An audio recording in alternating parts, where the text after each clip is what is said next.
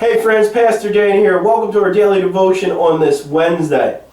Today our question is, why are there different versions of the same name found throughout the Bible? And it's a really good question. It's a question that sometimes I think we have the wrong answer presented to us for. Again, this is a question with more than one answer too. Names and name changes in the Bible are interesting, to say the very least. But here's the thing. Every name change in the Bible isn't the same. The names in the Bible get changed for a whole plethora of different reasons. Today I'm going to share just a few of those reasons and hopefully provide an example or two for each reason. One big reason that we see that names get changed, particularly in the Old Testament we see this, is to reflect a change in the person's character, the person's attitude, or the person's actions. And part of this has to do with, in the ancient day, names held more meaning than they do today. A name did more than just identify somebody. It shared something about the person. For example, Jacob was born pulling his brother's heels, so the name Jacob was given to him, and Jacob means something along the lines of heel catcher. It identifies the attitude and the action of Jacob at the time of birth. However, God later changes Jacob's name to Israel, which means wrestles with God, after Jacob wrestles or encounters God. And that's what happens with a lot of other characters, like Abram becoming Abraham and Sarai becoming Sarah. Naomi changes her own name into Mara, which means bitter, when she becomes bitter in spirit.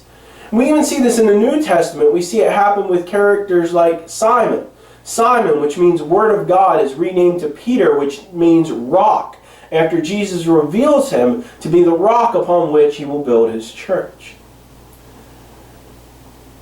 And although many people believe that Jesus changed Saul into Paul, his name change is entirely different. Saul was given the name Saul as his Hebrew name at birth. Saul was actually a Roman citizen, though. Paul was the Roman or Greek equivalent for Saul. The names are used interchangeably. Saul never becomes Paul. He even continues to be referred to as Saul by some and referred to as Paul by others. It's only after he really moves outward on his missionary journey that he's called by the name Paul consistently. Likely, his adopted Roman name, he adopted his Roman name of Saul in order to try to convert more people. Paul is the one that says, I have become all things to all people so that by all means possible I might save some people. There are various reasons that people have been referred to with multiple versions of the same name as well. For example, we have King Ahasuerus, and he's known in the book of Esther, but he's better known in secular history as King Xerxes.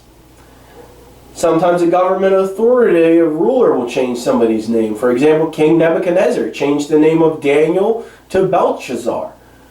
Eliakim was referred to as Jehoiakim before his name was changed. The list could go on and on and on of people who have had their name changed for these reasons.